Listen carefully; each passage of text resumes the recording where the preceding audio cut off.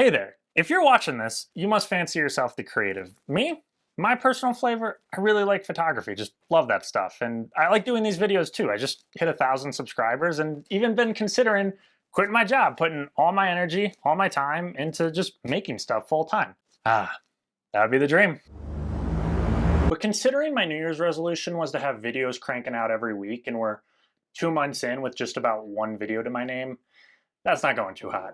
And at first, I was just really mad at myself because I wasn't doing anything, but it didn't help because I was so mad at myself that I shut down and wouldn't do anything. And my personal advice, if hating yourself isn't working, stop. Doing the same thing and expecting a different result is insanity. And once I got over that, I started to reflect on why I was actually in this situation. And look, when my creation flounders, usually my consumption picks up. Sometimes for better, sometimes for worse. But one of the smartest things I did was I actually picked up this book, Daily Rituals, which is essentially just a collection of passages about artists and how they make their art, or alternatively, how they struggle to make their art. And what my takeaway was is that I'm not an unsalvageable piece of garbage, but I actually just suffer from being human. So I wanted to talk about some of the things that I think probably afflict most artists and my strategies for how to overcome them.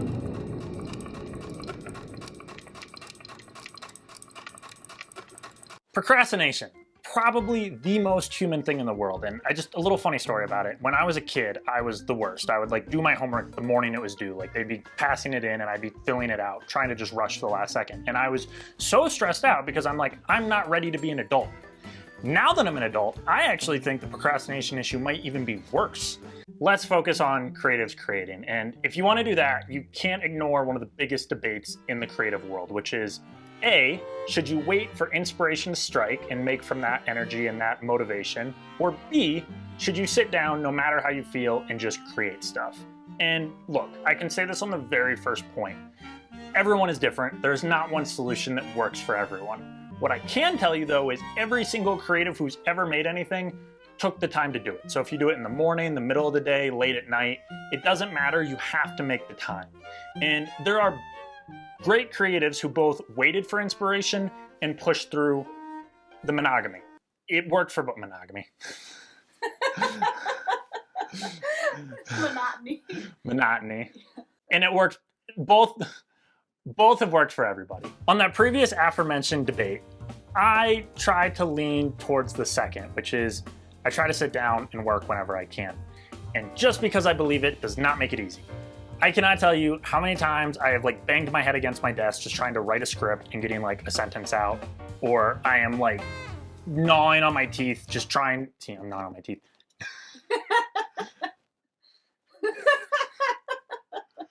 Or how many times I have pretty much pulled my hair out just trying to finish a photo and I get 2 edits done. It's really hard. It's really, really hard. And that's the best part about motivation and inspiration is sometimes you can hold the idea and the words are just flowing out of you, or I'm cranking out photos like an absolute machine. It's great. But for me personally, I'm lucky if I get that feeling once a month. So it's just not reliable for me to wait for that inspiration to come.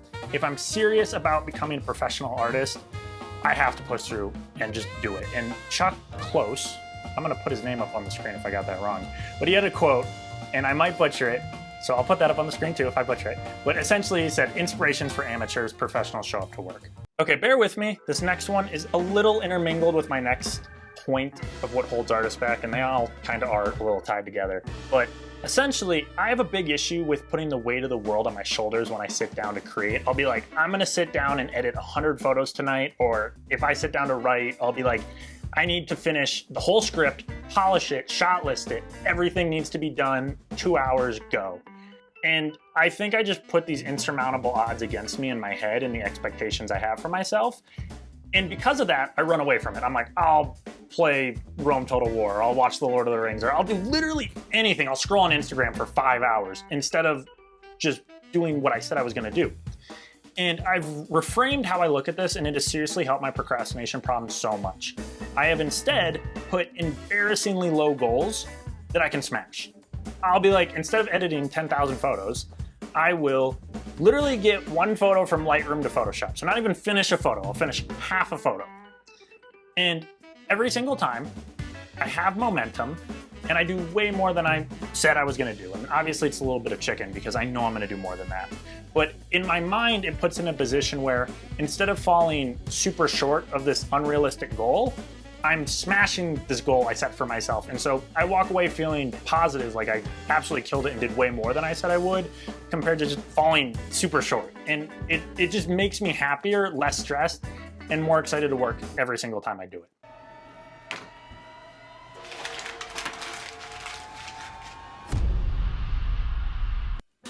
Perfectionism. This one is lame. And it's lame because I do believe this is the root of all creative evil. And I think you can really split it into two paths, and this is where you fall into perfectionism. Path one, you are so obsessed with your art that you work on it day and night, you hardly eat or sleep, you're pushing burnout, you're insufferable to be around. Think whiplash. Second, and I think this is probably the most common for people, is we're embarrassed and scared to be perceived, and so whatever we put into the world, it just has to be perfect so that people can't hate on us. It just, you know. I wish I had the first issue, so if any of you are working too hard, pass a little my way, that would be much appreciated. Quick note, and I promise I'll try and keep it quick.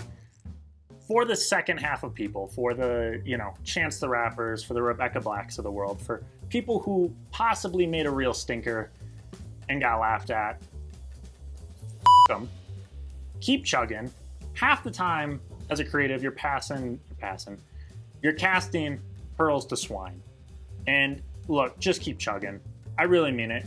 And on top of that, if you're really that worried or that insecure, just create in silence. I'll be the first to tell you, I've recorded whole videos that I have scrapped, re-recorded, or scrapped and will never see the light of day. And it's just because I made it, I didn't like it. Or on the alternative side, I have photos that I took, hated, took me years to finally be like, actually, you know what, that's great. Edit it, get it out to the world. Okay, to circle back to the actual point of this section of the video, perfectionism, I gotta add the caveat, just the nuance. A level of perfectionism is absolutely necessary for being a creative. You should not be sloppy. You should care about what you're putting out into the world. But just because it's good doesn't mean you can overdo it. You need to drink water every single day to live. But you can drink so much water in a day, you die. Just a fact of life. And look, let me tell you the two places that I think perfectionism absolutely kills me and my personal stuff. And the first is I try to polish a turd. And what I mean by this is I'll have a photo that's like a 6 out of 10, and I want it to be great. Like, I love something about it. I'm emotionally connected to it in some way. And I'll spend days like editing it, and maybe I'll get it from a 6 out of 10 to like a 7 out of 10. But it's not like an 8 or a 9 or a 10. It's not like worthy of being in like my personal favorites gallery in my portfolio. And I think there's something to be said about if the core idea isn't good, underdeveloped, overdeveloped, a bad idea is a bad idea. And that's just the root of all art, you know what I mean? So like, let bad ideas, bad projects go. You probably can't fix them if they're broken at their core. And on the flip side, this is where I also fall into a really big hole, is perfectionism intersects with procrastination. And for me, very personally, I'm always waiting for the perfect time. I don't know why. Like, I'm 24. How much better can things get? As far as like, I'm always like, oh, I should wait till I have more money. I should wait till I have a better camera. I'm just not ready to execute on this idea. And I'll procrastinate forever because I want the circumstances to be perfect. And the truth is, you never know when you're ready. They'll probably never be perfect. I really did that really bad. Perfect. There is one thing that Hollywood has taught me, and that is people will tolerate a remake as long as you do it better. I can do in 5 years, I could do 5 things that hold artists back all over again. No one's gonna be mad. I'm gonna bring new ideas to the table. So if you have a good idea, swing for the fences. And you know what? If it falls a little short and in 5 years you're in a better position to make that same piece, do it again. There's nothing wrong with that. I really stand behind that. Okay, I'm gonna try and address the other side of the coin as much as I can't relate with it, which is the people who are working like they're gonna die tomorrow. And the first thing I'd ask you is, what are you running from? And I mean that from a place of love, like genuinely. If it's something you can address, I would genuinely consider doing that. I think in the long run for both yourself and your art, everything will do better if you can address that issue. If you can't, put your head down, work. I get it. Like, the amount of video game hours I probably put in during my parents' divorce was probably disgusting. At least making art is a good channel for that frustration. So if you can control it, I think it's better for you in the long run. If you can't, I hope the art is worth it, and I'm really excited to see what you make. And look, if you actually are just, I don't want to say freak, but if you're a freak who is actually just that obsessed with making art, you're one in a million, and I'm excited to see you in the greats list. That being said, I still have to warn you about the next problem.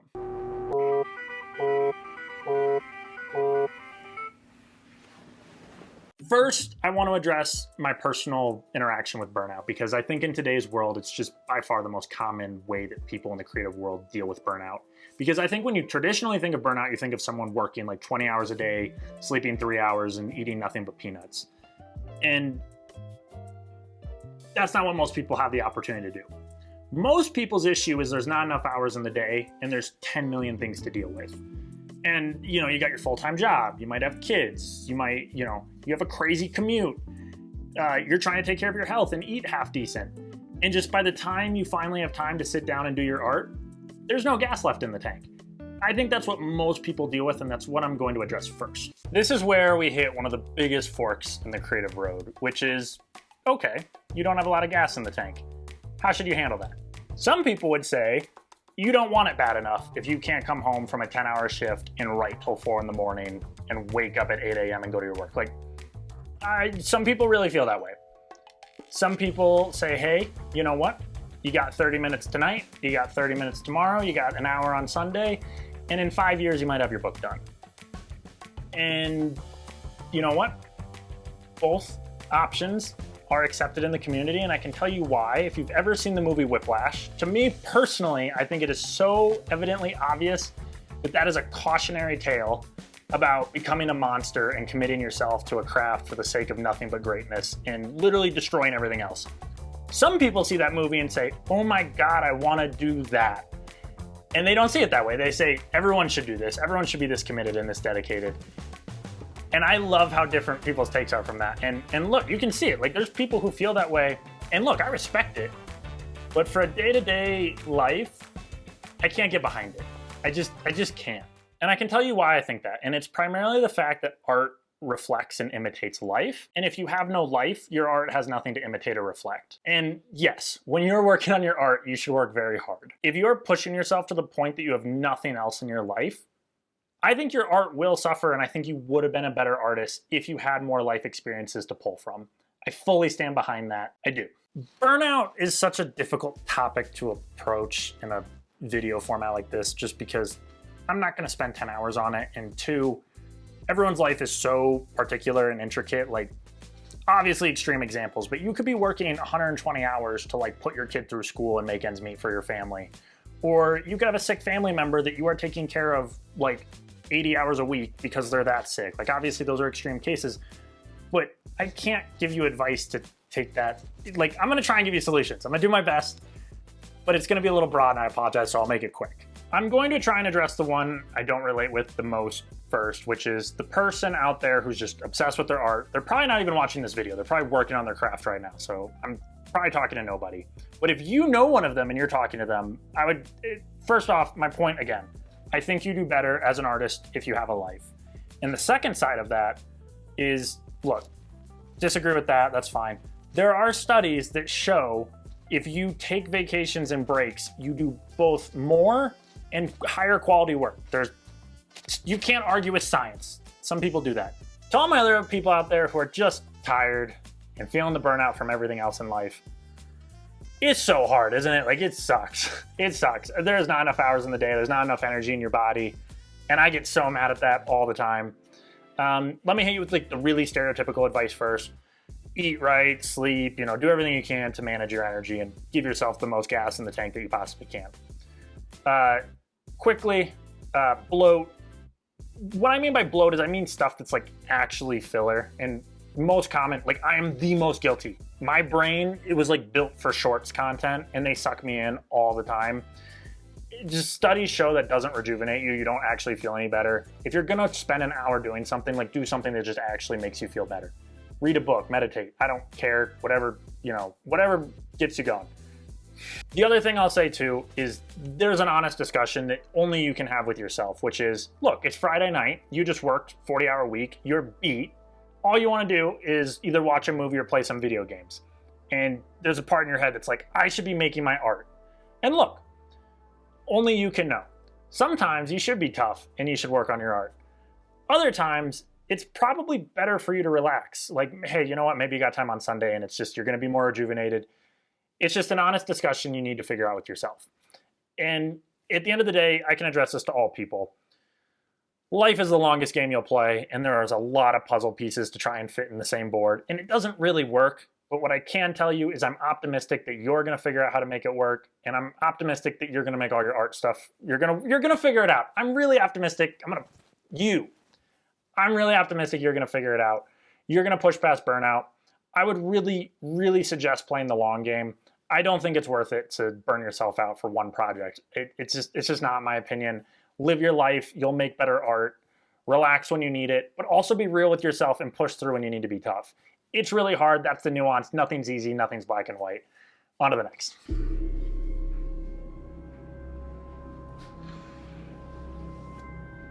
Imposter syndrome. For those of you who have never heard this word in your life, it essentially means a person struggles to feel like their accomplishments are a legitimate cause of both their efforts and talent. I have this real bad. Have you heard the saying, it takes a village? That's essentially about not all of one's success can be directly attributed to just one person's efforts. And yes, like people have people helping them.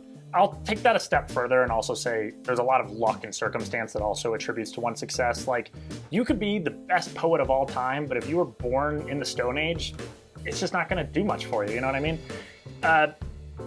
I think this is the case. I think either presently in your mind or in the back of your mind, you know that there's a level of luck in play. And I think the one that seriously weighs on my mind all the time, Vincent van Gogh. Absolute failure by all accounts as an artist in life if you want to go based off of like metrics of sales and money and acclaim and stuff like that. No one really knew him, and he sold one painting his entire life. It was actually his sister, after he passed, who did all the promotion and actually made him famous and who we know today. Vincent van Gogh is tremendously talented, especially compared to me. I'm a little peon, I suck. I like to think I work pretty hard, but I am no better than Vincent van Gogh. So why have I seen more success as an artist than Vincent van Gogh? That's just not fair. And the one I think about too all the time, it weighs on me. Like, I can really respect this one because I grew up in Nebraska. Beautiful state, best state ever. You should live there. Wherever you're at, move to Nebraska. But I'll tell you what, there's not a lot of opportunities for an aspiring photographer there. And one of the very first videos I actually had that did well was about astrophotography. And I had someone leave a comment and they said, essentially, they say, I live in a village in India and I have a very bad camera and the light pollution's really bad. And all I want to do is take astrophotography, but I can't do it. And I really was in no other position to say, yeah, save up some money, move to a new place, and, hopefully build the life. You can't, but it's just, there's a level of luck. I could have been born in rural India and have no opportunity to take astrophotography, but that's not the case. And that weighs on me sometimes. I think a lot of us were told we were no good as kids, either by parents or teachers, and I think a lot of us have really struggled to get over that internally. I think it's just like really deep in there on the brain. I think that's one of the biggest places that imposter syndrome comes from. The other place is, I think, the chaos of the world and just acknowledging that you didn't get the worst hand in the world. And, there's a lot better hands and there's a lot worse hands. But I think it's a combination of those two things. But on the, feeling like you're no good, the one I laugh about all the time, seriously, all the time, without fail, every time I go shoot photos, I'll, put them in Lightroom, I'll go look on the computer, and I'll have a meltdown on these are the worst photos I have ever taken in my life. I'm a failure, I'm a loser, every negative thought you can have. And I'm like, these photos are terrible. And then like I'll usually calm down and I'll go look at my portfolio and I'll look at all my good photos and I'll have to be like, John, you made these photos were made by you, they were taken by you. These are really good. Look at these ones. And then I'll usually, you know, sometimes for like a day, sometimes I'm really bad, sometimes it's like 6 months, a year, but I'll come back to those photos and I'll be like, oh my God, these are great. And then I'll edit them and they'll literally sit next to the same photos I had to use to reassure myself that I'm a decent photographer. And now those are the photos that I'm using to reassure myself that I'm a decent photographer. I find that cycle just absolutely humorous. So, you know, that's a bit of advice. If you're suffering from imposter syndrome, take a look at the work you're done with and be like, look, I made this, I did that. And, you know, acknowledge that your work that you're sitting in front of, it's probably gonna be next to that work in a matter of time, you know? Have some patience. I know I said it, I'll say it again. I think the root of imposter syndrome is one, accepting the chaos of the world, and self-love. Super easy to do, I know, like easiest thing ever. World, chaos, self-love, just figure it out. Really good book you should try if you're actually feeling really stuck is Julia Cameron has a book called The Artist's Way. And one of the early things she say is like, take yourself on dates, essentially. She's like, self-love is really important to making art. I really agree with that. You should make time for yourself to like, just enjoy your own presence and like reflect and like get to know yourself and then, you know, make art from that person that you are. So, you know, loving yourself and just, I don't want to say it this way, but, you know, also just not feeling too guilty. Like, seriously, every time I think about the fact that I'm more successful than Vincent van Gogh in his life, like, I'm not doing that well. At the time of recording, there's like 1,000 subscribers, and that's like the most impressive thing I have to my name. But it's still crazy to think about. It really is. And just, you got to accept all of that. But self-love is definitely the most important. I said this at the beginning of the video. I really, really want to hammer this one home. I've battled this a long time. I'll do bad and I'll just hate myself. And you know what? I don't do any better. I'm just doing bad and I hate myself.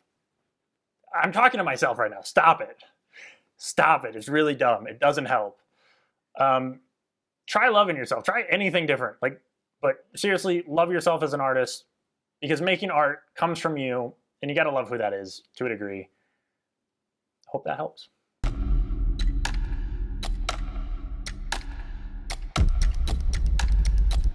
Lack of focus, lack of vision. I haven't even decided what I want to name this one yet, but it's not a common thing like imposter syndrome or burnout. So just bear with me a minute. But I genuinely think that this is actually my biggest hurdle I need to get over. I think it holds me back the most. And I imagine it affects most people. And let me tell you the flip side of it first, which is one of the most common bits of advice you'll get in today's world is they'll say niche down. You know, if you're a painter, like niche down as small as you can. Like just be a Western painter, or you know, like just paint bunnies, or like seriously pick the smallest thing you can and do just that. And there's kind of 3 big reasons they do that. One, you get really good at that one skill. You become really known for it. And then you can build both a clientele and a fan base because they know what to expect from you. And because you're so focused, they know that you're one of the best at that particular thing. And the third, and I think what's actually made this advice way more common, is that the ever-present algorithm knows exactly who you are and can serve you both more accurately and with a better success rate. Because, you know, if all you do is paint Western or Western paintings, and then the next day you start doing Christmas, like someone might be like, I hate Christmas, and they unfollow you. It like genuinely happens to people. And look, it's great advice. I absolutely hate it. And it holds me back so much because the truth is there's just a fine line you have to walk with things. Like, look, maybe it's a bit of a Peter Pan situation in the fact that I need to grow up. I need to pick a lane. You can't do everything. I'll be the first one to tell you that. I want to do everything. Let me just stick to photography first because that is the thing I've been doing for almost a decade. I love to shoot everything, you know, like sports, wildlife, landscape, street, like you name it. I love it. I probably want to shoot it. And it's like if you gave me 100 miles of train tracks, and instead of building one really long rail, I just went like 5 miles in like 20 different directions. It's probably not math. Actually, that is math. I did it. Screw you, 3rd grade math teacher.